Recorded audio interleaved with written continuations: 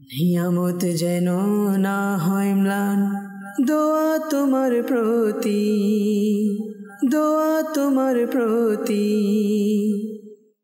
আলহামদুলিল্লাহি রাব্বিল আলামিন ওয়াসসালাতু ওয়াসসালামু আলা সাইয়্যিদিল মুরসালিন, আম্মা বা'দ। ফাআউযু বিল্লাহি মিনাশ শাইতানির রাজীম। বিসমিল্লাহির রহমানির রহিম। আসসালাতু ওয়াসসালামু আলাইকা ইয়া রাসূলুল্লাহ ওয়া আলা আলিকা ওয়া আসহাবিকা ইয়া হাবিবাল্লাহ। আসসালাতু ওয়াসসালামু আলাইকা ইয়া নবিয়াল্লাহ ওয়া আলা আলিকা ওয়া আসহাবিকা ইয়া নূরাল্লাহ। ফরমান মুস্তাফা সাল্লাল্লাহু তাআলা আলাইহি ওয়া আলিহি ওয়াসাল্লাম, যে ব্যক্তি আমার উপর একবার দরুদ শরীফ পাঠ করে, মহান আল্লাহ তাআলা তার উপর 10টি রহমত বর্ষণ করে এবং তার 10টি গুনাহকে ক্ষমা করে দেন এবং তার 10টি মর্যাদাকে আল্লাহ তাআলা বৃদ্ধি করে দেন। আসুন আমরা মহব্বত সহকারে দরুদ শরীফ পাঠ করি। সাল্লু আলাল হাবিব সাল্লাল্লাহু তাআলা আলা মুহাম্মদ সাল্লাল্লাহু তাআলা আলাইহি ওয়া আলিহি ওয়াসাল্লাম। মাদানী চ্যানেলের দর্শক শ্রোতা, আবারও উপস্থিত হয়েছি আপনাদের প্রিয় অনুষ্ঠান, আমাদের নিরাপত্তা।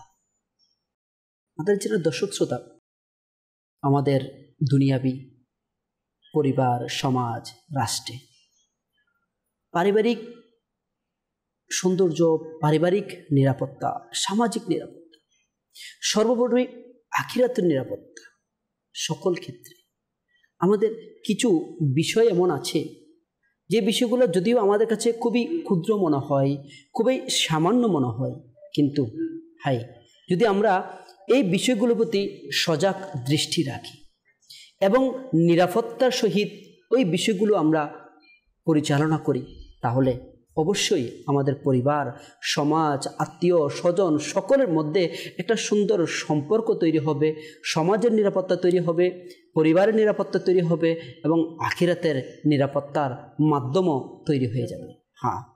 আজকে আমাদের নিরাপত্তা অনুষ্ঠানের যে বিষয়টি রয়েছে খুবই গুরুত্বপূর্ণ, সেটা হচ্ছে মেহমান ও মেজবান এর করণীয়। আমরা প্রত্যেকেই কোনো না কোনো স্থানে কোনো না কোনোভাবে মেহমান হওয়ার সুযোগ হয়, আবার কখনো নিজেই মেজবান হওয়ার সুযোগ হয়। আজকে আমরা এই অনুষ্ঠানের মাধ্যমে আমরা জানতে পারব মেহমানের কী কী করণীয় রয়েছে, আর পক্ষান্তরে মেজবানের কী কী করণীয় রয়েছে, মেহমান এবং মেজবানের আদব কী কী রয়েছে। এই বিষয়গুলো যদি আমরা শরীয়ত সম্মত এবং বুজুর্গানে কেরাম এর আদত অনুযায়ী ওনাদের স্বভাব অনুসরণকারী আমরা হয়ে যাই, তাহলে মেহমান এবং মেজবানের মধ্যে ছোটোখাটো সামান্য ত্রুটি, ভুল বুঝাবুঝির কারণে আমাদের সমাজের মধ্যে এমনও হয়ে থাকে আল্লাহ তাআলার পানা আত্মীয়তার সম্পর্ক পর্যন্ত বিচ্ছিন্ন হয়ে যায় এবং বড় বড় দুর্ঘটনার কারণও হয়ে যায়। কিন্তু যদি বা আমরা আমাদের এই বিষয়গুলোর প্রতি নিরাপদ থাকি এবং আমাদের সমাজের মধ্যে ইসলামিক যে সৌন্দর্যটা, ইসলামের যে প্রকৃত সৌন্দর্য, মুসলমানের আদব কেমন হওয়া উচিত, মেহমানদের সাথে কেমন আদব হওয়া উচিত ছিল, মেজবান নিজে কেমন হওয়া উচিত ছিল, সেই বিষয়গুলো আমাদের জানার সুযোগ হবে। আমাদের সাথে আছেন আমাদের সম্মানিত মুবাল্লিকে দাওয়াত ইসলামী আমাদের সাইফুল হুজুর। কেমন আছেন হুজুর? ইনশাআল্লাহ। এবং আমাদের সাথে আছেন আমাদের নাতকা আসাদ আত্তারি ভাই। কেমন আছেন হুজুর? শুরুতে আমরা একটি নাতে মুস্তাফা শ্রবণ করব, এরপরে ইনশাআল্লাহুল করিম মেহমান এবং মেজবান এর করণীয় সম্পর্কে মুবাল্লিকে দাওয়াত ইসলামের কাছ থেকে আমরা শ্রবণ করব। যে একটা নাতে মুস্তাফা পেশ করব।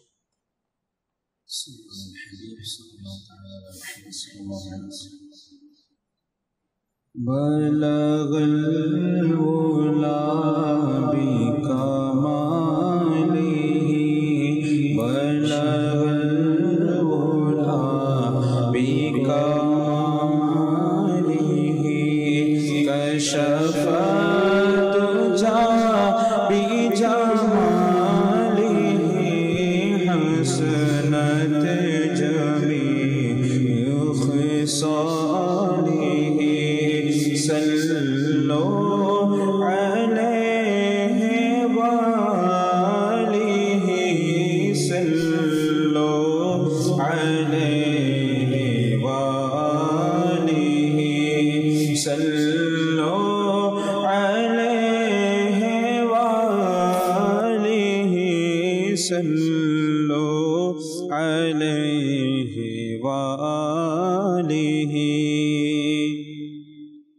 جسے چاہ در پہ بلا لیا جسے چاہ در پہ بلا لیا جسے چاہ اپنا بنا لیا جسے چاہ در پہ بلا لیا جسے چاہ اپنا بنا لیا یہ بڑے کرم کی ہے فیصلے بڑے کرم کی ہے فیصلے یہ بڑے نصیب کی بات ہے بلغ العلا بکمالہ کشف الدجی بجمالہ حسنت جمیع خصالہ صلو علیہ وآلہ صلو علیہ وآلہ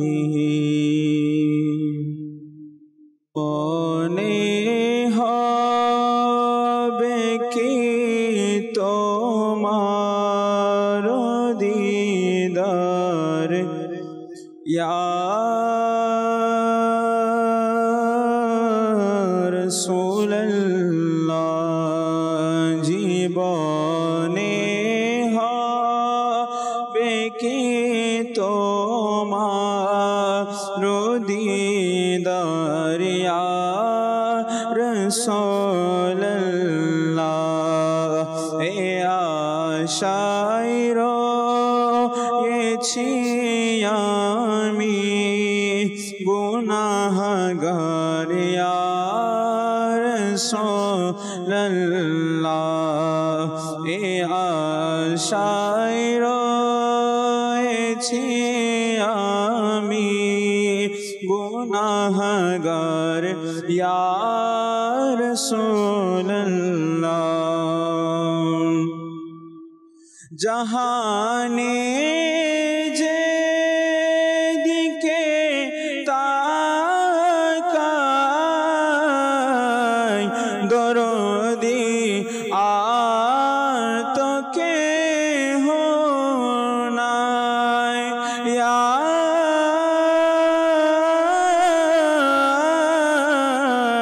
رسول اللہ جہانے جے دیکھے تاکھائے درودی آت کے ہونا جانی جے تو می درودی دے رو سردار رسول اللہ جانی جے تو می درودی دے رو سردار رسول اللہ جیبونے ہابے کی تمہارو دیدار رسول اللہ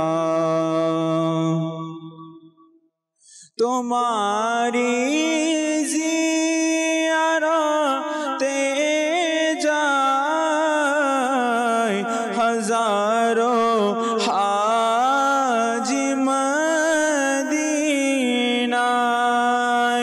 تمہاری زیارت جائے ہزاروں حاجی مدینہ ایگو গরিবের তুমি হো মদদগার ইয়া রাসূলুল্লাহ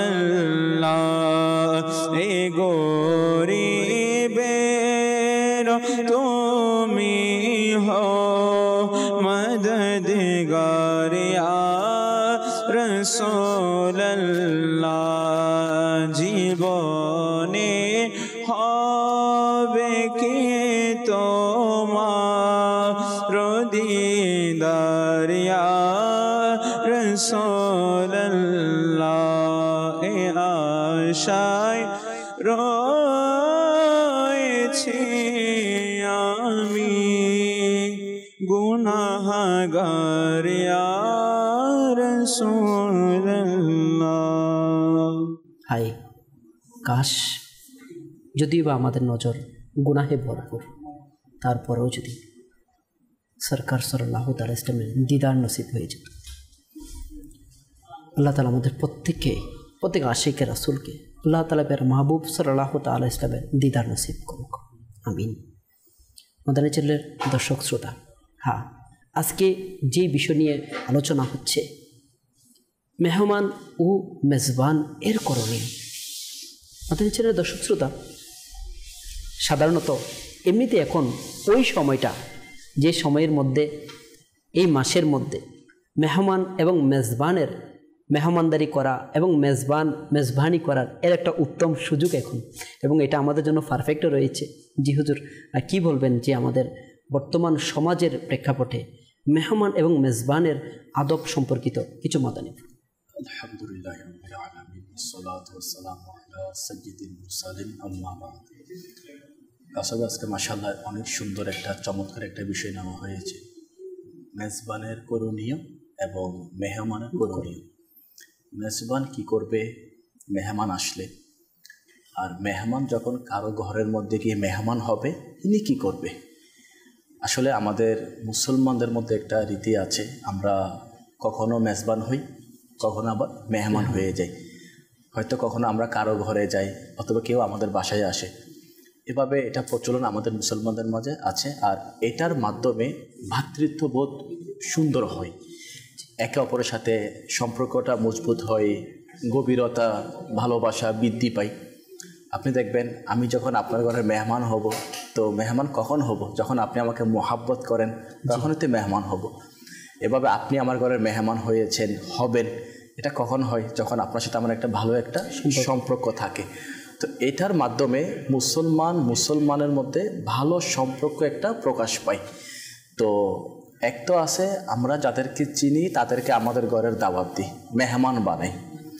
দ্বিতীয় হচ্ছে কি, অচেনা কোনো মানুষ আমাদের কাছে আসলে আমরা তাদেরকে মেহমান বানাই কিনা।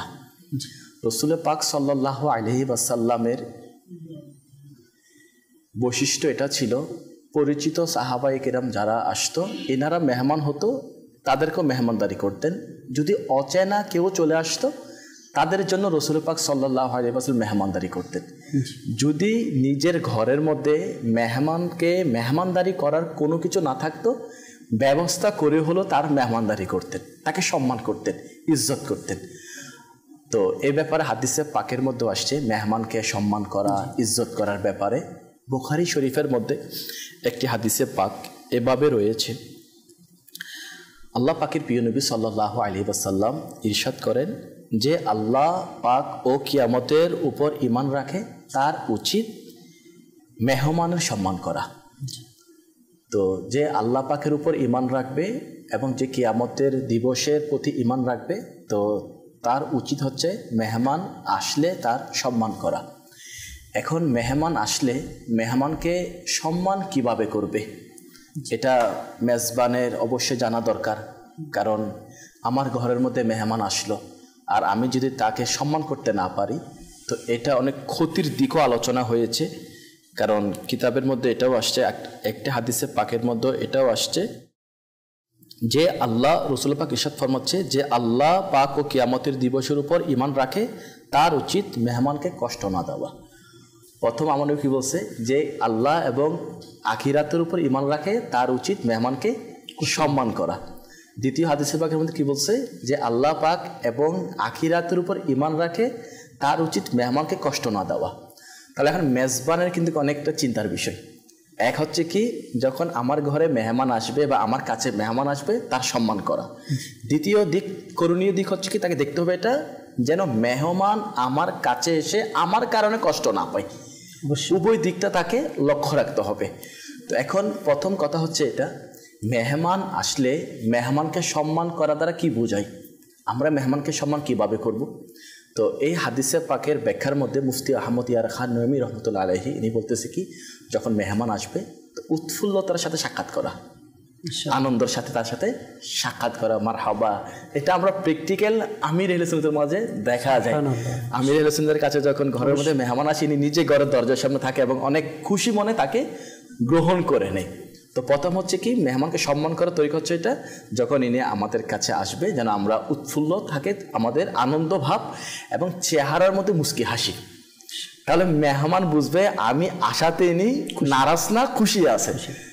এটা মেহমান এটা যেন না বুঝে যে আমি আসলাম কি বিপদে আসলাম নাকি মেহমান আসলাম। তো এটা যদি মুস্কি হাসি চেহারায় থাকে তো মেহমান বুঝে যাবে আমি আশাতে ইনি কি নয়, অসন্তুষ্ট নয়। অনেক সময় আছে এরকম, কারোর সাথে যদি রাগ থাকে, রাগ ভাঙানোর জন্য আমি বুঝে আসছো, আমি মাদানী চ্যানেল দেখে বুঝলাম আত্মীয় সম্পর্কে ভালো রাখতে হবে, সাক্ষাৎ করতে হবে, তো আমি চাচ্ছি আমার অমুক ভাইয়ের সাথে সম্পর্ক আমার এতটা ভালো ছিল না, আমি তার ঘরে যাব।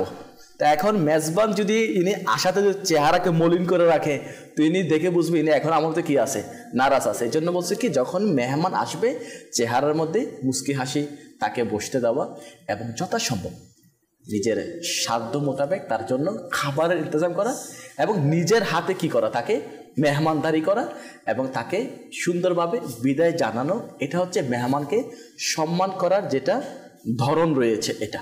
তো এর পাশাপাশি আমার কাউসার ভাই, আমরা আসলে যখন আমাদের ঘরের মধ্যে বেশি আপন কেউ আসে তো তাদেরকে আমরা খুব ভালোভাবে মেহমানদারি করি। যদি দেখা যায় বেশি আপন নয় তো মেহমানদারির ধরনটা একটু চেঞ্জ হয়ে যায়, অনেকের আছে এরকম। তো আসলে মেহমান ইনি যেরকম হোক না কেন তাকে সম্মান করতে বলা হয়েছে, তাকে কষ্ট দিতে মানা করা হয়েছে। এই মেহমান হোক সে গরিব, হোক সে ধনী, হোক সে আমার আপন, হোক সে আমার পর, সে হোক আমার নিকট, হোক আমার দূরবর্তী কোনো মেহমান, যদি আমার পরিচিত হোক অথবা অপরিচিত হোক, যদি সে আমার ঘরের বা আমার কাছের মেহমান হয়ে গেল, আমার উচিত তাকে সম্মান করা, খিদমত করা। এটা প্র্যাকটিক্যাল আমাদের প্রিয় নবী সাল্লাল্লাহু আলাইহি ওয়াসাল্লাম আমাদেরকে শিখিয়েছে। যেভাবে খুব সুন্দরভাবে একটি ঘটনা খাজাইনুল ইরফানের মধ্যে এভাবে রয়েছে, হ্যাঁ তাফসিরের মধ্যে এভাবে আসছে। একবার রাসূল পাক সাল্লাল্লাহু আলাইহি ওয়াসাল্লামের দরবারের মধ্যে এক গরিব ক্ষুধার্ত ব্যক্তি আমার নবী সাল্লাল্লাহু আলাইহি ওয়াসাল্লামের দরবারে হাজির হল। তো নবী করিম সাল্লাল্লাহু আলাইহি ওয়াসাল্লাম উম্মাহাতুল মুমিনিন যারা আমাদের মা রয়েছে তাদের ঘরসমূহের মধ্যে খবর নিলেন যে ঘরের মধ্যে কোনো কিছু আছে কিনা, মেহমান যিনি আসছে ইনাকে যেন মেহমানদারি করতে পারে। তো সকল উম্মাহাতুল মুমিনিন ঘরের মধ্যে দেখলেন এমন কোনো খাবার নেই যে খাবার দ্বারা মেহমানকে মেহমানদারি করবে।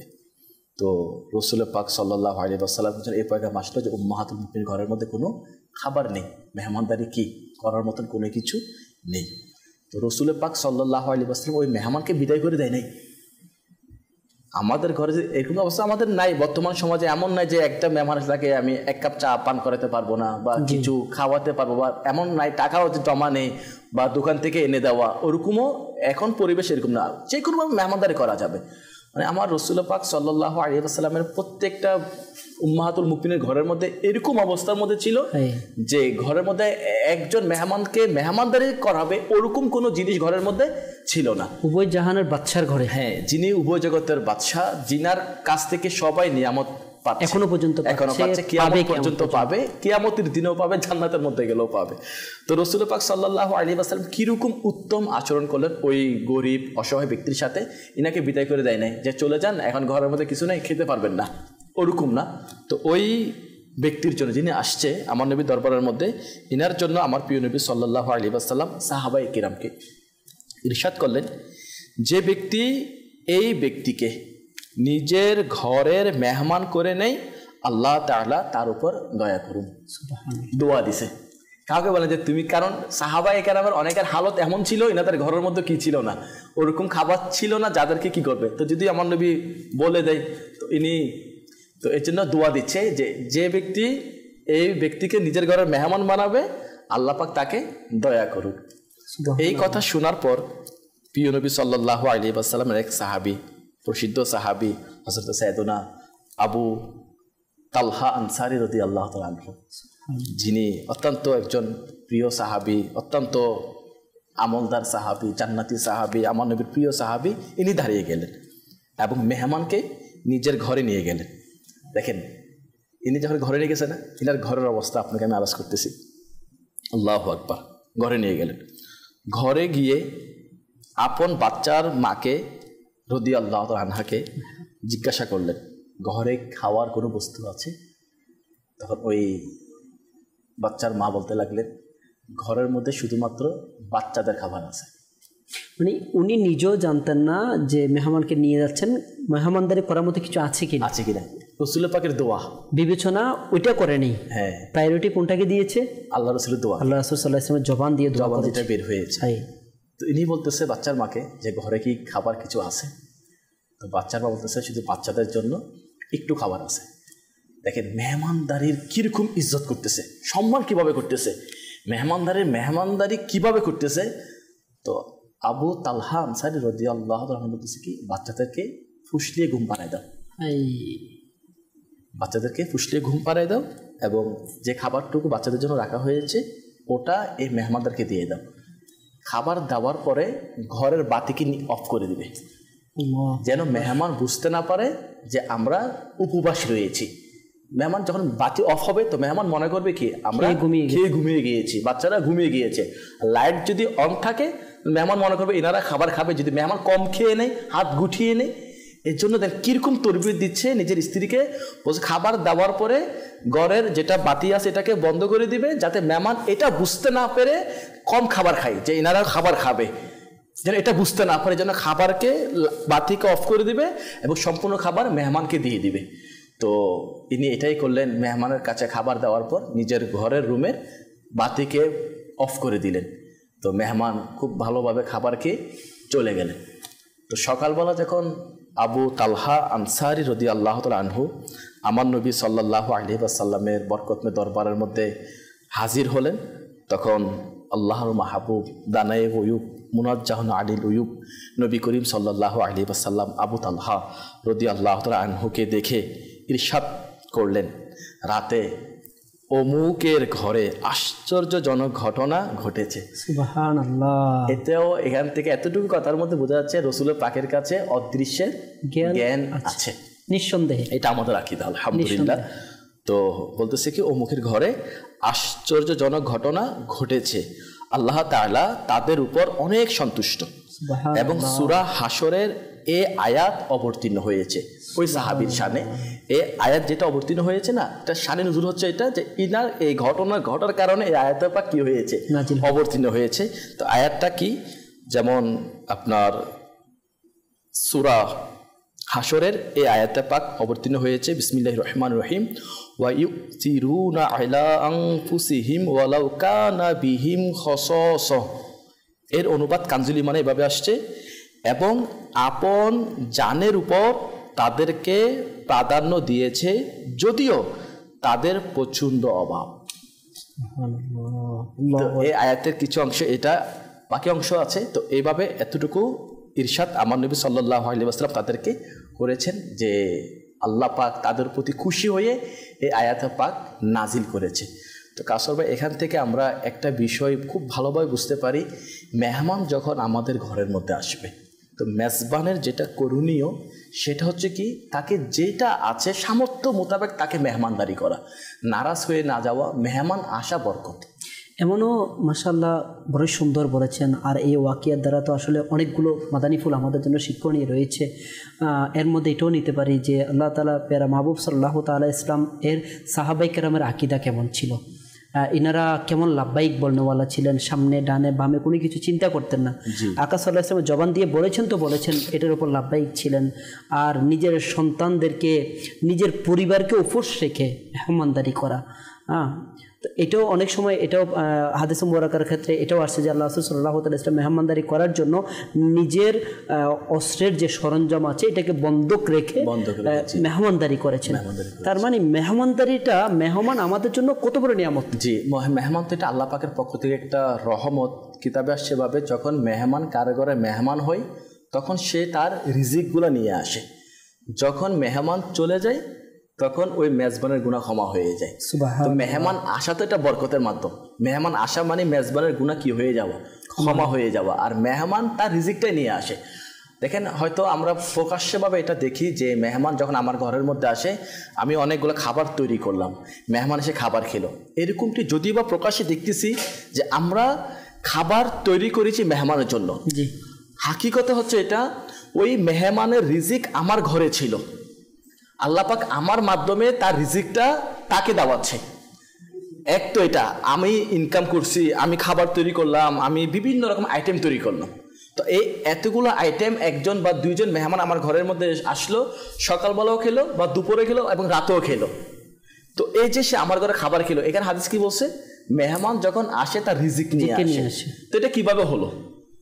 মানুষের রিজিকের ব্যাপারে কিতাবের মধ্যে আসছে আল্লাহ পাক যার রিজিক যতটুকু রেখেছে, যা রেখেছে, যেখানে রেখেছে, ওই রিজিক ওই ব্যক্তি যতক্ষণ তার কাছে আসবে না ততক্ষণ তার মৃত্যু হবে না। এক, কিতাবের মধ্যে ইমাম গাজ্জালী রাহমাতুল্লাহ আলাইহি এভাবে ইরশাদ করেছেন, মৃত্যু আর রিজিক এটা চলে আসবে অথবা এটার নিকটে মানুষ পৌঁছবে। মৃত্যু যার যেখানে লেখা আছে, মৃত্যুর পূর্বে সে হয়তো সেখানে চলে যাবে অথবা মালাকুল মউত তাকে ওইখান থেকে সে জানকে কবজ করবে। একইভাবে রিজিকটা হচ্ছে ওরকম, যার রিজিক যেখানে লেখা আছে, যে সময় লেখা আছে, সে ওই রিজিক খাওয়ার জন্য ওইখানে চলে যাবে, নতুবা ওই রিজিক তার কাছে চলে আসবে। আপনি দেখেন, আপনি আমি নি, আমরা বাংলাদেশের মধ্যে আছি, অনেক লোক বাংলাদেশের মধ্যে আছে, আমরা বাংলাদেশের অনেক মানুষ এমন আছি যারা মদিনা পাকের মধ্যে এখনো যাওয়ার সৌভাগ্য অর্জন হয় না, কিন্তু মদিনা পাক থেকে খেজুর অনেকে খেয়েছে। ইনি কি মদিনার মধ্যে গিয়ে খেয়েছে? জমজম শরীফের পানি ওটা কি মক্কায় পাকের মধ্যে গিয়ে খেয়েছে? অনেকে আছে ওখানে খেয়েছে, ঠিক আছে, অনেকে আছে আবার কি কোথায় খেয়েছে? বাংলাদেশের মধ্যে খেয়েছে। এর মানে কি তার রিজিকটা কোথায় লেখা আছে? জমজম পানি লেখা আছে, তো সে যাইতে পারতেছে না। তাই আল্লাহ পাক তার রিজিককে আনার জন্য ব্যবস্থা করে দিয়েছে, কারো না কারো মাধ্যমে তার কাছে চলে আসছে।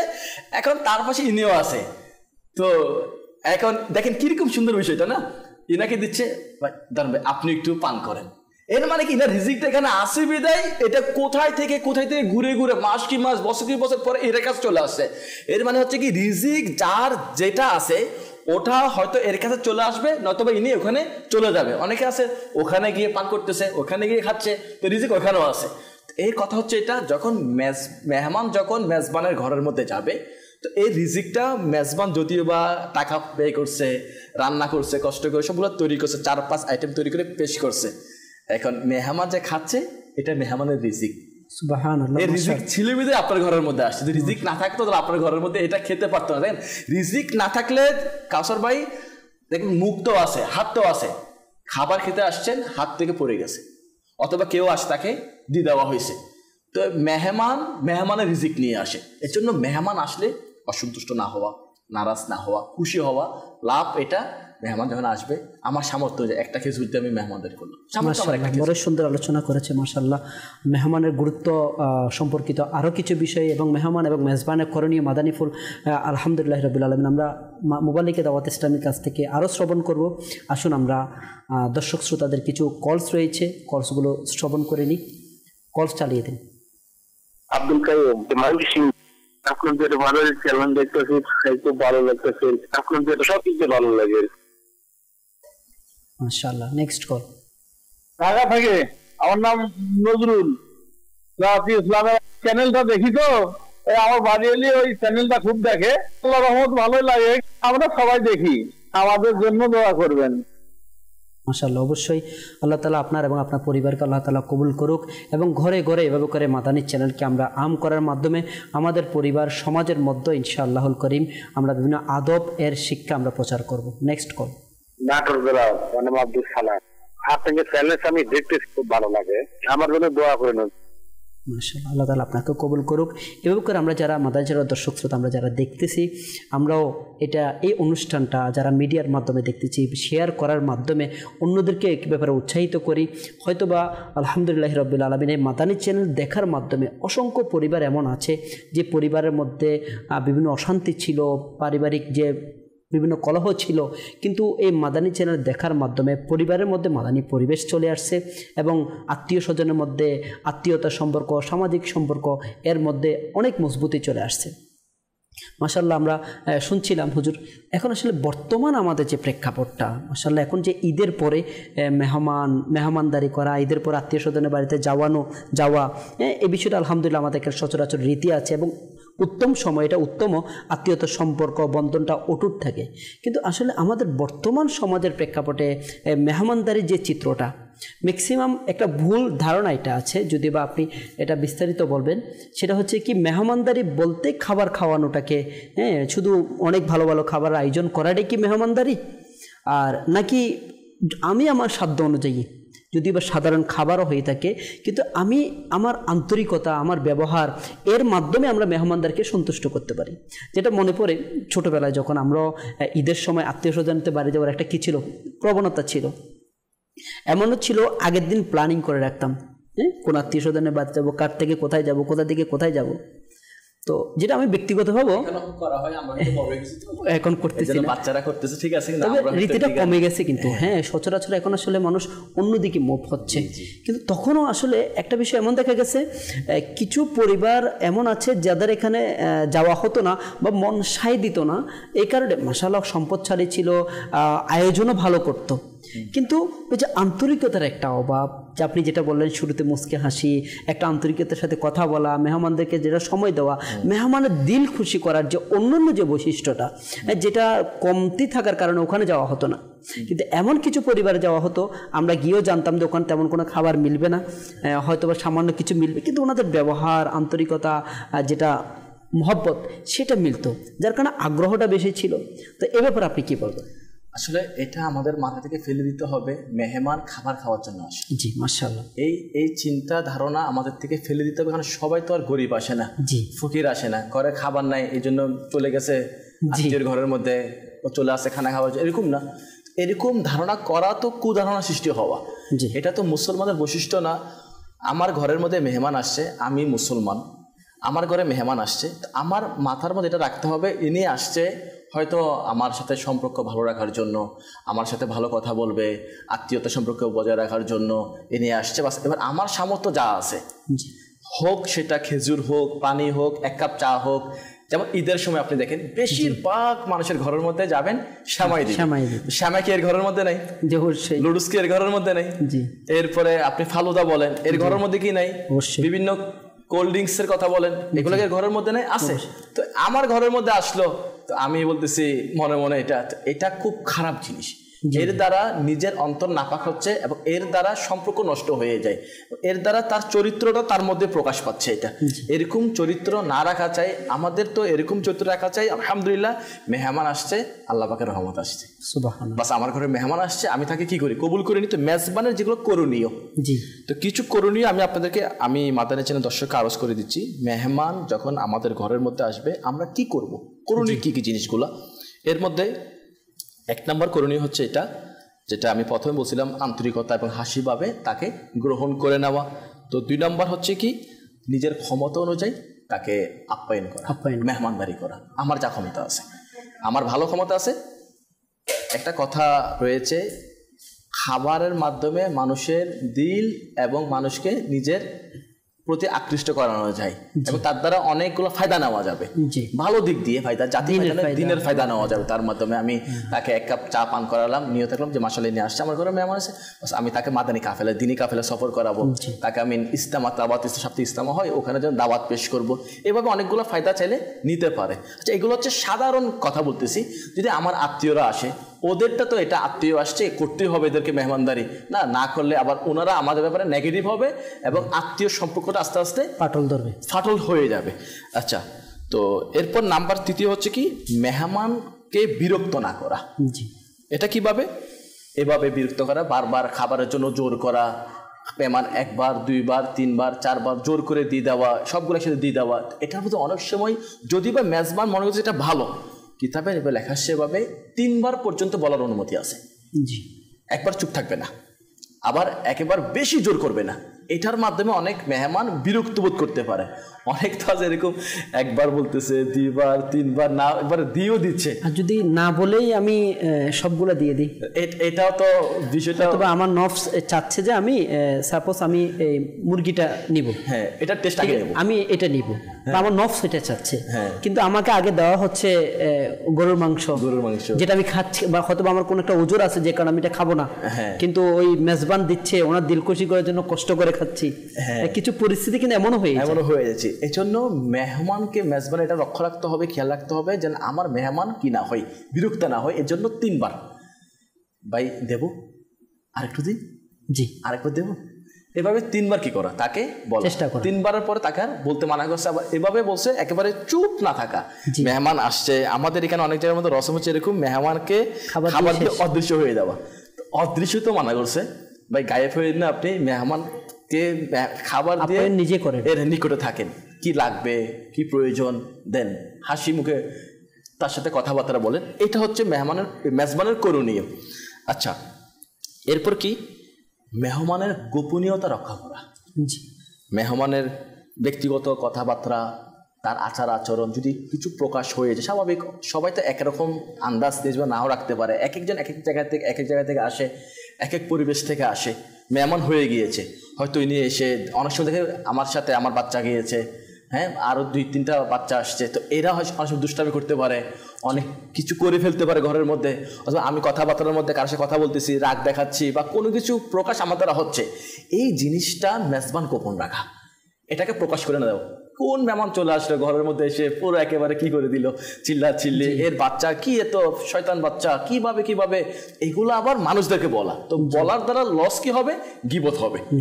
এবং যদি আমার এই কথাগুলা, আপনি আমার ঘরে মেহমান হয়েছেন, আপনি এমন কোনো কাজ করছেন যেটা অপছন্দনীয় কাজ, ওটা আপনাদের হয়ে গেছে বা আপনার বাচ্চা করে ফেলছে, এখন আমি আপনার অবর্তমানে এই কথাগুলা অন্যজনকে বলছি, তো এটা গীবত হয়েছে।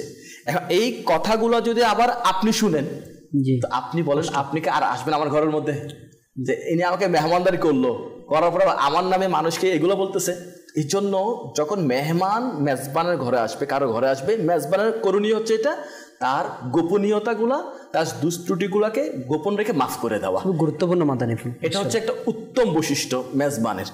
আচ্ছা, এরপর হচ্ছে কি নাম্বার 5, নিয়ম অনুযায়ী সময় নির্ধারণ করা। সেটা কিভাবে? মেহমানকে একটা সময় নির্ধারণ করে বলে দেওয়া যে আপনি আজকে আপনাকে অমুক টাইমে দাওয়াত, টাইমটা একটু কি করে দেওয়া, কাউকে দাওয়াত দেওয়ার ক্ষেত্রে এরকম হয়, যদি কেউ চলে আসলে, একটা তো অপরিচিত চলে আসছে বা কেউ আসলো, এভাবে তাকে বলা উচিত যে ভাই আপনাকে আজকে আমার রাতে আমার ঘরে দাওয়াত, আপনি আসবেন। তাই কি হবে, মেহমান ওভাবে প্রস্তুতি নিয়ে আসবে, এটা একটা করণীয় মেজবানের। আচ্ছা, এরপর আরেকটা করণীয় হচ্ছে কি, আপনার সব মেহমানকে সমানভাবে মর্যাদা দেওয়া, সম্মান করা, কাউকে অবহেলিত না করা, আত্মীয়দের মধ্যে যার সাথে সম্পর্ক ভালো আছে তাকে, মানে উদাহরণস্বরূপ আমার ঘরের মধ্যে 1, 2, 3, 4 জন, অনেক ঈদের সময় বেশি হয়ে যায়, খালারা চলে আসছে, আবার চাচিরাও চলে আসছে, প্রতিবেশী চলে আসছে, হ্যাঁ, বা আপন অনেকে চলে আসলো, ভাইয়ের ছেলেরা চলে আসলো, তো দেখা যাচ্ছে কি আমি এদের সাথে খুব বেশি ঘনিষ্ঠতা, খুব কথাবার্তা বলছি, এনারা একদিকে বসে আছে, কোনো ওদের প্রতি এতটা কি নাই, এটার দ্বারাও মনের মধ্যে কষ্ট আসতে পারে, আপ্যায়ন ও বৈষম্যতা, হ্যাঁ কাউকে ভালো, এটা খুব গুরুত্বপূর্ণ। এটা আসলে হয়ে থাকে অনেক সময়, দেখা যায় একটা আইটেম, কিছু আইটেম স্পেশাল করে রাখে দেওয়া হয়, হ্যাঁ, মানে আমার খাস কিছু ব্যক্তিদের জন্য। এটা হচ্ছে যে অকেশনালি, এটা আলাদা বিষয়, যে ঈদের যে সময়টা যেটা আপনি বলছেন, স্পেশালি বিভিন্ন ক্যাটাগরি আত্মীয় স্বজন আসতে পারে, শ্বশুরবাড়ির বাবার বাড়ি আসতে পারে, তো দেখা গেছে আমার খাস আত্মীয় স্বজনদেরকে খাস কিছু আইটেম দেওয়া, যদি ওই বাকি যারা আসে তাদের নজরে এটা আসে, যদি ওনাদের এটা জরুরত কিছু নয়, কিন্তু দিলে একটা কষ্ট আসে, বিষয়টা স্বাভাবিক। এটা আমার ক্ষেত্রেও আপনার ক্ষেত্রেও কিন্তু আমিও তো এর ঘরের মেহমান, ইনিও মেহমান।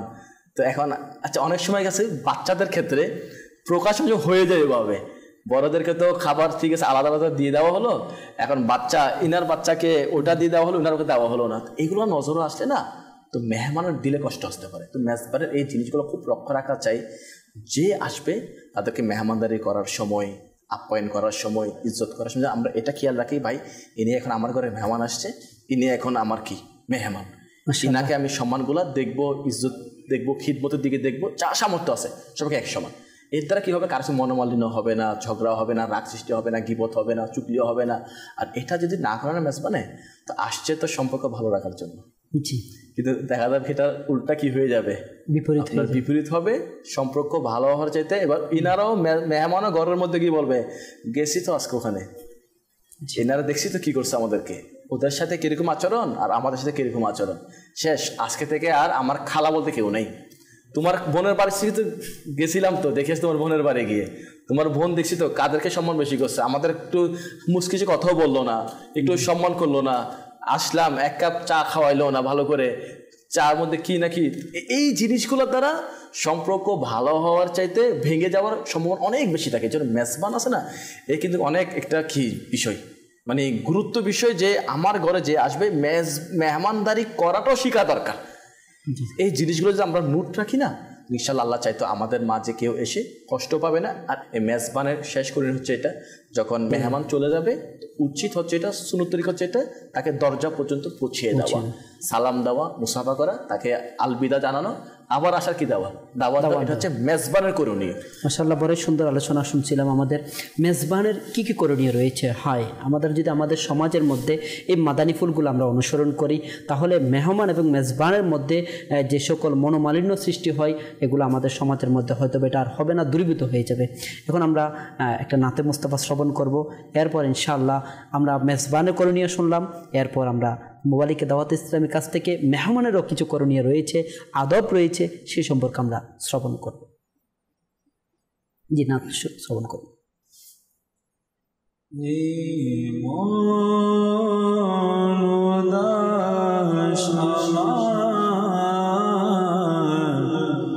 যেতে প্রিয়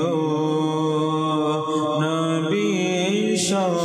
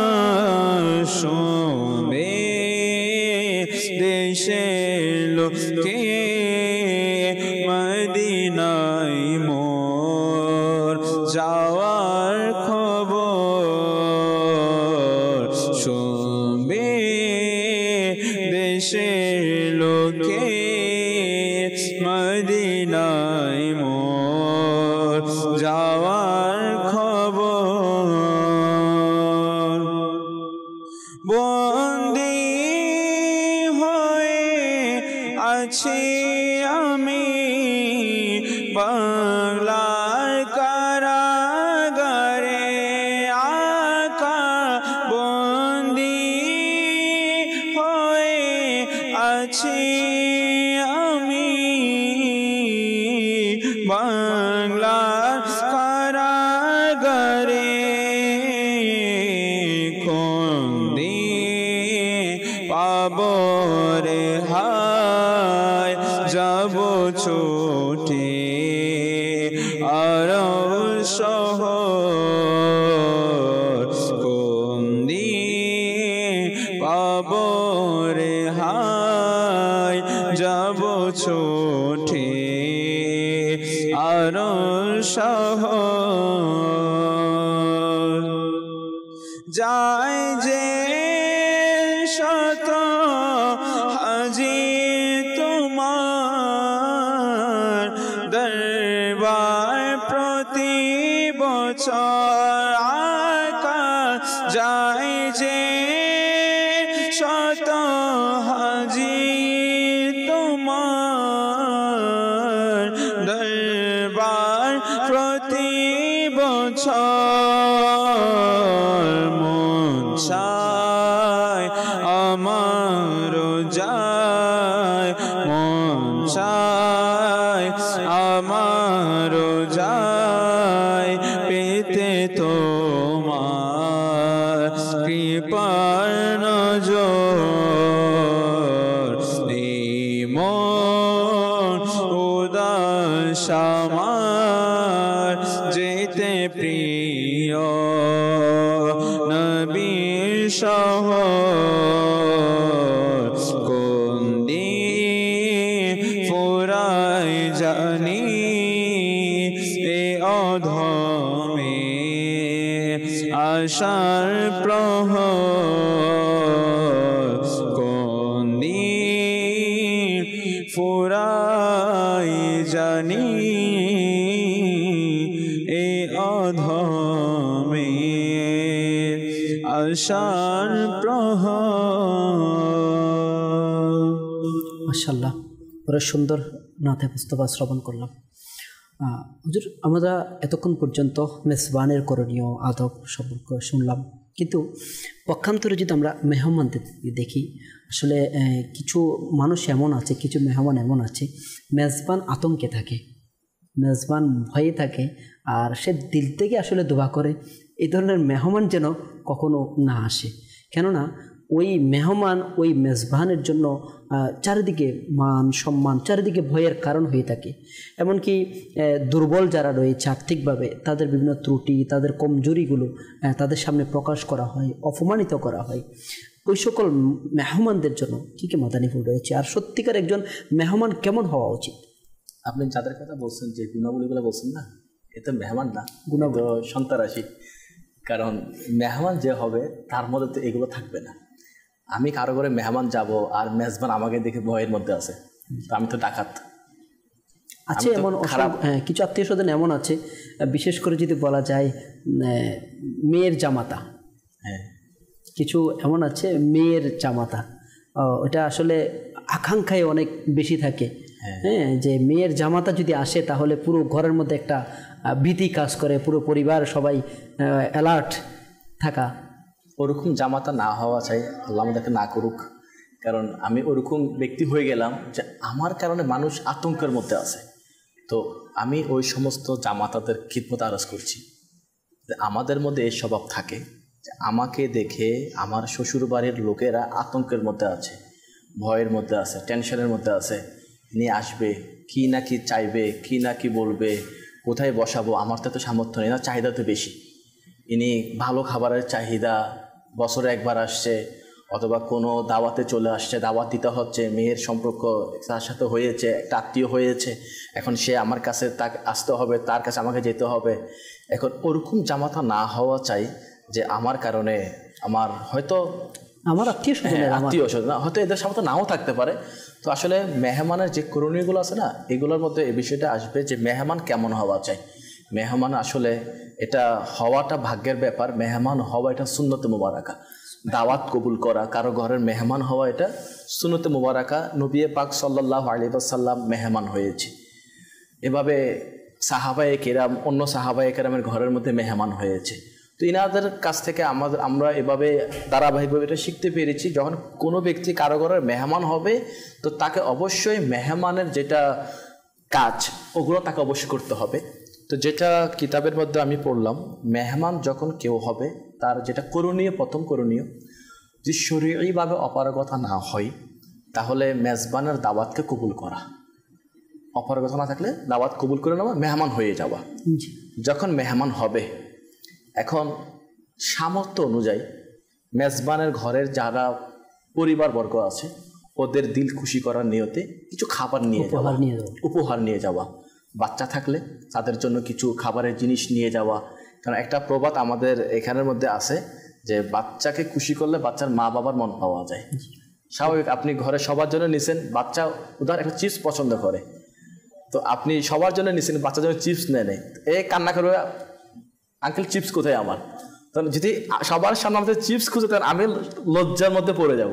এই জন্য উচিত যখনই কারো ঘরে যাওয়া হয় তো বাচ্চা থাকুক বা না থাকুক, বাচ্চা জাতীয় কিছু আইটেম নিয়ে যাওয়া চাই, যাতে স্বাভাবিক চলে আসে, বাচ্চা চলে আসে। বাচ্চার খাবার বড় খেতে পারে, এটা আসলে কোনো কিছু না, কিন্তু ছোট বাচ্চারা বড়দের খাবার অনেক সময় খায় না।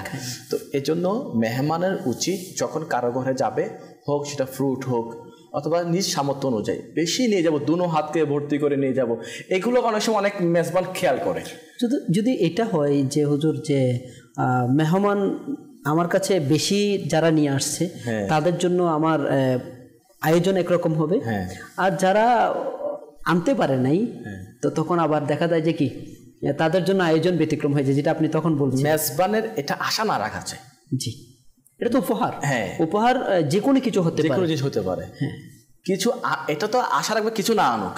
জি, এখন এই আশা রাখে উনাকে দাওয়াত দেব, উনি আসলে 2 হাত ভরা এবারে নিয়ে আসে, জামাই 2টা আছে, একটার ইনকাম ভালো আছে, ওকে দাওয়াত দিই, মাসে মাসে ও আসুক, ও 2 হাত ভর্তি করে নিয়ে আসবে, বড় বড় মাছ নিয়ে আসবে। তো এরকম আশা মেজবানের এটা না রাখা উচিত। এর দ্বারা অনেক সমস্যা হতে পারে, মনোমালিন্য হতে পারে, খাবারের আইটেমের মধ্যে সমস্যা হতে পারে। আল্লাহর সন্তুষ্টির জন্য এটা কাজটা হবে না, কাজটা হয়ে যাবে কিছু পাওয়ার আশা। তো মেজবানের উচিত যখন কাউকে মেহমানদারি বানাবে তা আল্লাহর সন্তুষ্টি। আর যখন মেহমান যখন কারো ঘরের মধ্যে যাবে তো তারও উচিত কিছু জিনিসপত্র তার ঘরের মধ্যে নিয়ে যাওয়া। এরপর এখানে আরও সুন্দরভাবে মুফতি সাহেব এখানে উল্লেখ করছে যে হযরতে আল্লামা মাওলানা মুফতি মুহাম্মদ আমজাদ আলী আজমি রহমতুল্লাহ আলাইহি বলেন, মেহমানের 4টি বিষয় খেয়াল রাখা জরুরি। 4টা বিষয় আছে, মাদানী দর্শক আমরাও মেহমান হই, আপনিই হন। তো 4টা বিষয় কি এটা আমরা মুখস্থ করে ফেললে ভালো হবে বা নোট রাখলে ভালো হবে। 4টা বিষয় কি আছে ওটা যদি আমরা নোট রাখি ইনশাল্লাহ অনেক উপকার হবে এবং অনেকগুলো ফায়দা আমাদের নসিব হবে। এগুলো কি কি? 1 নম্বর হচ্ছে কি, যেখানে বসানো হবে সেখানে বসে যাবে। আচ্ছা, এটা আশা না রাখা, আমাকে সোফার মধ্যে দেয় নাই কেন, আমাকে খাটের মধ্যে দেয় নাই কেন, আমাকে ওই রুম কেন দেয় নাই, আমাকে ওখানে বসালে ভালো হতো। আমার একটা ক্রেডিট আছে, আমি তো একটা স্ট্যাটাস আমার আছে না, আমাকে মাটির মধ্যে বসাই দিয়েছে। তো এই রকম আশা মেহমান না করা। আচ্ছা, এই আশাটা করাটা কি ভয়ের বিষয় নয় হুজুর? কারণ অনের মধ্যে তাকাব্বুর আসে যাওয়াটা, হ্যাঁ, এটা কখন আসে? যখন আমি নিজেকে স্পেশাল কিছু মনে করি, বড় কিছু মনে করি। এটা কিন্তু আমাদের জন্য আসলেই স্বভাবত আমরা এটা কখনোই আশা না রাখা। যার এইটার মধ্যে এই চিন্তা আসে তো তা কিন্তু অনেক চিন্তার বিষয়।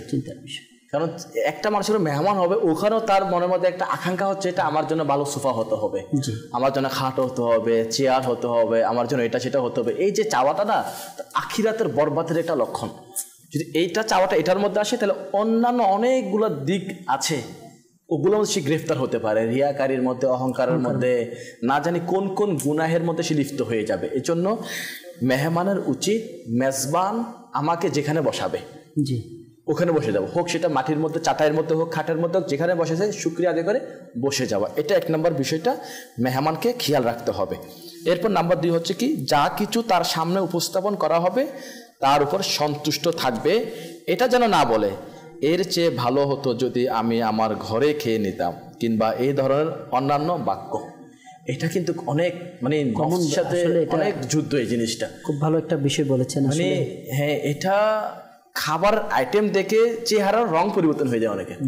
মেহমান আছে অনেকগুলা, দেখে কি আনবে, কি ফোন করবে। অনেক সময় তো অনেক মেহমান এমন আছে ফোন করে বলে দেয় আমি আসতেছি। যদি বেশি সম্পর্ক ঘনিষ্ঠ হয় তাহলে তো ফোন করে বলে দেয় আমি আসতেছি, আমার জন্য এটা এটা এটা এটা এটা এটা তৈরি করে রাখবেন। মেজবান টেনশনে বলে দেয়, কর্য করতে হয়, কে আসতেছে এটা আপনি প্রথম বলছেন, ভয়ে থাকে, আতঙ্কে থাকে না, এইরকম মেহমানের কারণে আতঙ্কের মধ্যে পড়ে যায়। তো এটা খুবই একটা খতরনাক বিষয় যে মেহমান অসন্তুষ্ট থাকা, সন্তুষ্ট না হওয়া। আমার এইগুলো, আমি তো আলু ভর্তা ডাল দিয়ে আমাকে মেহমানদারি করছে যে আজকে আমার জন্য এগুলা খানা নিয়ে আসছে, আমার ঘরে তো এর থেকে আরো ভালো খাবার আছে। হ্যাঁ, আমি আসলে পরে আমাকে নাস্তা দেয় নাই, আসতে নাস্তা ভাত ধরাই দিছে আমাকে। তো সেগুলো না শুনলে আসলে এরকম প্র্যাকটিক্যাল অভিজ্ঞতা হয়েছে যে আমাকে 10 মিনিট পরে দিয়েছে, ওনাকে 5-10 মিনিট আগে দিয়েছে, হ্যাঁ, তারপর আমাকে এই টেবিলে দিয়েছে, ওনাকে ওই টেবিলে দেওয়া হয়েছে। আমার ক্ষেত্রে কিন্তু গ্লাস এটা ভালো ছিল না, আমাকে বসে এর সাথে, হ্যাঁ আমাকে ওনার সাথে বসার দরকার ছিল। মানে আসলে এই খুঁটিনাটি বিষয়গুলা, এই ধরনের মন মানসিকতা রাখাটা, এটা সে কি বল, আত্মীয় সম্পর্ক নষ্ট করার একটা মাধ্যম। ভালো সম্পর্ককে নষ্ট করার একটা মাধ্যম হচ্ছে এইরকম খেয়াল নিজের মনের মধ্যে আনা। এগুলো আসলে নাপাক অন্তরের একটা লক্ষণ, এগুলা চলে আসা। এরকম যেন মেহমান এটা নিজের মধ্যে একেবারে না আনে যে আমাকে খাবার কি উপস্থাপন করলো আমার সামনে, আমার পছন্দের খাবার তো আমি পেলাম না, আমার তো খাবার খাওয়ার পর আবার চা দরকার, কফি দরকার, আমার জন্য কোল্ড ড্রিঙ্কস দরকার, ফ্রুট দরকার। তো ভাই এটা আপনার দরকার, ঠিক আছে, তো যার কাছে আপনি আসছেন সেটা নাও করতে পারে। সবাই তো আর একরকম মেহমানদারি করবে না। আমি সবার কাছে একই রকমের মেহমানদারি খিদমত পাবো, এটা তো পসিবল না, সামর্থ্যের বিষয় আছে। কখনো আমি ধনীর ঘরে মেহমান হব, কখনো গরিবের ঘরে মেহমান হব, কখনো আমি মধ্যম পরিবারের মধ্যে মেহমান হব। আমি যদি সবার কাছে একই রকমই চিন্তা করি যে আমি মেহমান যখনই হবো তখন আমি ভালো ভালো খাবার খাবো, আমার সঙ্গে ভালো খাবার পেশ করতে উপস্থাপন করতে হবে, এটা অনেক বিপদ। আর এই লোভ করা আপনাকে গুনার মধ্যে লিপ্ত করাবে। এই জন্য মেহমানের উচিত যেন এইটা নিজের মধ্যে না রাখা যে আমাকে কি খাবার দিল, আমার সামনে কি উপস্থাপন করলো, এটা আমার ঘরে আরও বেশি ভালো খাবার আছে, এগুলো দিল থেকে ফেলে দেওয়া। নাম্বার 3 যে বিষয়টা দেখতে হবে সেটা হচ্ছে কি, ঘরের মালিকের অনুমতি ব্যতীত সেখান থেকে উঠে যাবে না। ঘরের মালিক আমাকে প্রথমে যেখানে বসতে দেওয়া হয়েছে ওখান থেকে মেহমান আছে, হ্যাঁ কিছু জায়গার মধ্যে ওঠার অনুমতি আছে। দেখতে হবে ঘর আমি কার ঘরের মেহমান হয়েছি। আমি যদি আমার খালার ঘরের মেহমান হই, আমার চাচির ঘরের, আমার চাচার ঘরের, একেবারে আমার রক্তের সম্পর্ক, আমার ভাইয়ের ঘরের মেহমান, আমার বোনের ঘরের মেহমান হয়েছি, এখানের মধ্যে কে আছেন আমার জানা আছে আগের থেকে। তারপরেও কি একটা বিষয় আছে না, মাশাআল্লাহ খুব গুরুত্বপূর্ণ একটা সাবজেক্ট কিন্তু আপনি এটা বলেছেন। এক্ষেত্রে আমাদের সতর্কতাকে এই কারণে প্রয়োজন, কারণ আমাদের শরীয়তের কিছু মামলা এখানে ফেসে যাওয়ার সম্ভাবনা রয়েছে। সেটা হচ্ছে দেখা যায় আসলে আমরা বলি যে না আমরা ফ্রি মাইন্ড, আমি কোনো কিছু করি না, একেবারে পাকঘরে চলে যাওয়া, মহিলাদের মধ্যে চলে যাওয়া। যদি বা রক্তের ক্ষেত্রে সেটা ঠিক আছে, অনেকগুলা রুম এমন আছে যেখানে অপ্রস্তুত অবস্থার মধ্যে কাউকে কোনো রকম নক না দিয়ে সরাসরি প্রবেশ করা একটা বিষয় আছে। তো এই ক্ষেত্রে কি বলবো? এটা তো অবশ্যই যারা নতুন মেহমান, অপরিচিত মেহমান বা মেহমান এরকম আত্মীয় এলাকার বা দূর দূরান্তে আসছে হয়ে কারোর মাধ্যমে চলে আসছে মেহমান, তো এদের তো একেবারে খেয়াল এটা রাখা উচিত আমাকে মেজবান যেখানে বসিয়েছে ওখানেই বসে থাকা। ছাদের মধ্যে উঠে যাওয়া, কল করতে করতে ছাদে উঠে গেলে কেমন আছেন, ভালো আছেন, কথা এখানে অনেকক্ষণ ওইদিকে তাকাচ্ছে ওইদিকে তাকাচ্ছে, কথা বলতে বলতে ব্যালকনিতে চলে যাওয়া, আমাকে বসাই আছে সোফার মধ্যে, আমি কথা বলতে বলতে রুমে চলে গেছি। তো এর দ্বারা অনেকগুলো জিনিস এই জন্য বলে না যে যেখানে বসতে বলেছে ওখানে বসতে হবে, এর দ্বারা অনেকগুলো শরীয় সমস্যা হতে পারে। এটা হোক একেবারে রক্তের হোক, যদি ওরকম যাদের সাথে অনুমতি সাপেক্ষে যাওয়া যায়, অনুমতি সাপেক্ষে। অনেক সময় আছে কি এই মেহমান তো আসছে ঘরের মধ্যে, তো এর মন চাচ্ছে উপরে যাওয়ার জন্য, কিন্তু ওইখানে যাওয়া এর জন্য ভালো বিষয় হবে না। তো এখন আর যার সাথে আসছে না, ভাই অনুমতি নেন না, একটু উপর থেকে আসি, একটু বারান্দাটা দেখে আসি, একটু রুমটা দেখে আসি, একটু ওইখান থেকে হেঁটে আসি। তো এটাও অনুমতি নেওয়া মানে এনাকেও একটু টেনশনের মধ্যে ফেলা। আপনার সাথে আমি মেহমান আপনার ঘরের মধ্যে, এখন আপনি বলেন আমাকে একটু আপনার ঘরেও বলেন আমি একটু কি করি, এই জিনিসগুলো লক্ষ্য রাখা চাই। কারণ খানিকের জন্য মেহমান তো একদিনের জন্য, তবে সেটা একদিনের বেশি যদি মেহমানদারি করানো হয় এটা হচ্ছে সদকা।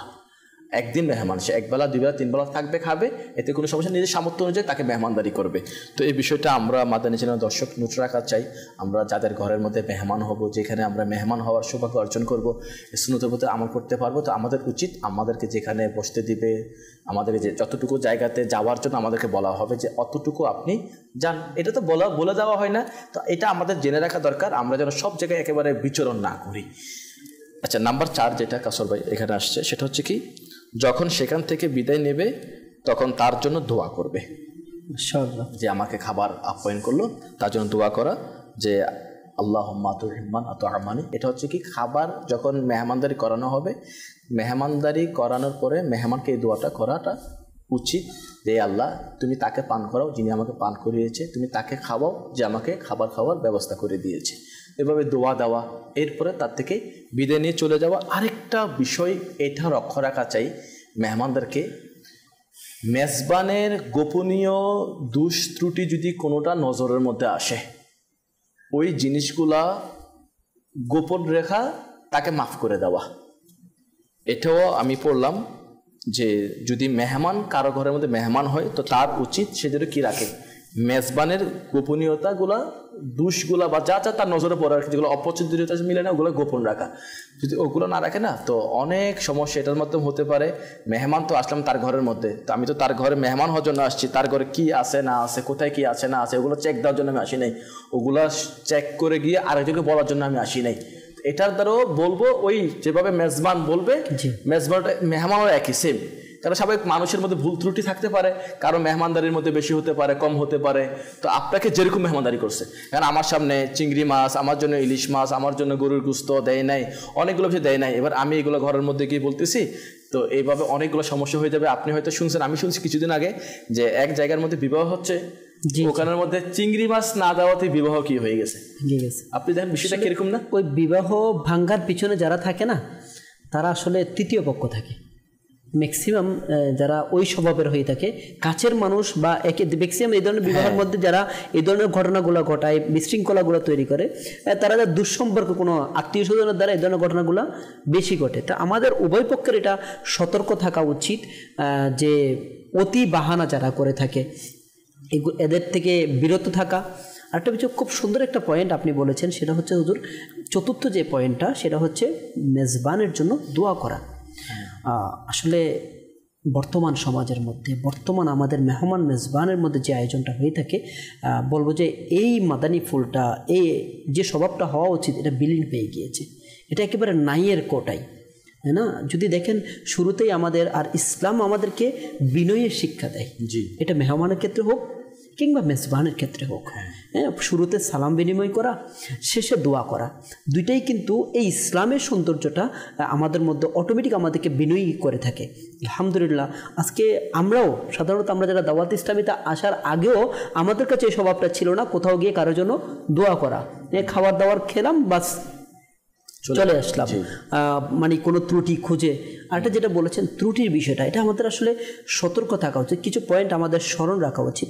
দেখা যায় কোনো অপারগতার কারণে, সোফার মধ্যে কোনো জায়গার মধ্যে ছিদ্র আছে, কোনো প্রবলেম আছে, উনি কি করলো, এটাকে ঢেকে দিল। এটাকে ঢেকে দিল, বা খাট যেখানে বসতে দিল ওখানে কোনো সমস্যা আছে, ওটাকে ঢেকে দিল। তা আমি গিয়ে এগুলাকে খুলতেছি, ছবি তুলতেছি, এটা কোনো সোফা হইল, হ্যাঁ, এটা মানে বিভিন্ন ত্রুটি বের করা। মাশাআল্লাহ, আমার ঘরে এটা আছে, আমার ঘরে এটা আছে, অমুকের ঘরে সেটা আছে, তমুকের ঘরে সেটা আছে। এই বিষয়গুলো কিন্তু বেশি হয়ে থাকে। বিশেষ করে যেটা বলেছিলাম আমাদের সমাজে, এটা এই কারণেই বলতেছি, মেয়ের শ্বশুরবাড়ির দিক থেকে যারা থাকে, হ্যাঁ, এ ধরনের যেটা বললাম আতঙ্কের একটা বিষয়, যেমন জামাতার তেমনি মেয়ের শ্বশুরবাড়ি থেকে যদি কেউ আসে, সমাজের মধ্যে একটা রীতি হয়ে গেছে, এটা মানে স্পেশাল থেকে স্পেশাল। এবং সবচেয়ে বড় বিষয় হচ্ছে আয়োজনটা বড় বিষয় নয়, কোন জায়গায় ভুলটা হয়ে যাচ্ছে, হ্যাঁ, কোন জায়গায় কমজোরি যদি নাও হয়, কিছু মানুষ আছে কমজোরি বের করে, যেটা আপনি বললেন চিংড়ি মাছকে ইস্যু করে কি করা, বিয়ে ভেঙে দেওয়া। আরেকটা বিষয় যেটা আপ্যায়নের ক্ষেত্রে কমজোরি যেটা বিষয়, কিংবা মেহমানের কিছু কমজোরি বিষয়, আসলে আমাদেরকে তো জানতে হবে, সুধারণা রাখা উচিত। আমি আমার মুসলমান, সর্বদা সুধারণা রাখা উচিত। হয়তো ওনার কোনো ওজোর রয়েছে, হয়তো উনি মানসিকভাবে কোনো টেনশনের মধ্যে আছে, তারপর আমাকে মেহমানদারি করছে, যার কারণে হয়তো আমাকে অতি আন্তরিকতা দেখাতে পারেনি। আমরা এটা চিন্তা করে কিন্তু আমাদের আত্মীয়তার বন্ধনটা আমরা অটুট রাখতে পারি। যেমনভাবে মাদানী ফুল, আমরা আন্তরিকতা দেখানো উচিত, ভালোভাবে কথা বলা উচিত, চেষ্টা করে। হয়তো উনি অন্য বড় কোনো টেনশনের মধ্যে আছে, যার কারণে উনি সচরাচর এভাবে করে মিশতে পারেনি, বা মেহমানও এসেছে, উনি হয়তো বা অন্য কোনো কারণে সেভাবে করে উপহারও নিয়ে আসতে পারেনি। উভয় পক্ষ একে অপরের প্রতি আত্মীয় বলা হচ্ছে আত্মার সম্পর্ক, না আপনজন, কাছের মানুষ। তা আমরা কাছের মানুষ বলি, আমার আত্মীয় বলি, আমার রক্তের সম্পর্ক বলি, কিন্তু আমি ওনার সম্পর্কে সবসময় খারাপ ধারণা কেন করব? জি। তো মুসলমান সদা সর্বদা, হতে পারে ত্রুটি মেহমানের পক্ষ থেকে হতে পারে, মেজবানের পক্ষ থেকে হতে পারে, আমাদের সদা সর্বদা আমাদের চ্যানেলের দর্শক শ্রোতা এটা সর্বদা স্মরণ রাখা উচিত। সুধারণা করব আমরা একে অপরের প্রতি, এবং মাশাআল্লাহ মোবালিকে দাওয়াত ইসলামের কাছ থেকে আমরা যে সকল বিষয়, যে সকল মাদানী ফুল আমরা শ্রবণ করেছি, হোক মেহমানের ক্ষেত্রে হোক মেজবানের ক্ষেত্রে, এগুলো যদি আমরা এর উপর আমল করে থাকি তাহলে আমাদের আত্মীয়তার মধ্যে, রক্তের বন্ধনের মধ্যে আরও মজবুত হবে, সমাজও সুন্দর হবে, পরিবারের মধ্যে একটা প্রশান্তি সৃষ্টি হবে। কেননা দেখা যায় একটা সম্পর্কের সাথে হুজুর আবদ্ধ থাকে। দেখা গেলো মেয়ের বাবার দিক থেকে কেউ কষ্ট পেলেও পরিবারের মধ্যে অশান্তি সৃষ্টি হয়ে গেছে, পারিবারিক অশান্তি, বা ছেলের পক্ষ থেকে হলো তাও পরিবারের মধ্যে অশান্তি সৃষ্টি হয়ে গেল। তো আমরা এই সকল ক্ষেত্রে আমরা সতর্ক থাকি, এর মাধ্যমে আমাদের সামাজিক নিরাপত্তা, আমাদের নিরাপত্তা, আমাদের পরিবারের নিরাপত্তা সব কিছু রক্ষা পাবে। আজকে দেখতে দেখতে সময় প্রায় শেষ হয়ে গেল আজকের অনুষ্ঠান এতটুকু। আগামী পর্বে আরেকটি বিষয় নিয়ে ইনশাআল্লাহ আপনাদের সামনে হাজির হব। ততক্ষণ পর্যন্ত ভালো থাকুন, সুস্থ থাকুন, মাদানী চ্যানেল দেখতে থাকুন। সল্লু আলাল হাবিব সাল্লাল্লাহু তাআলা আলা মুহাম্মদ সাল্লাল্লাহু তাআলা আলাইহি ওয়া আলিহি ওয়াসাল্লাম। নিয়ামত যেন না হয় ম্লান, দোয়া তোমার প্রতি, দোয়া তোমার প্রতি।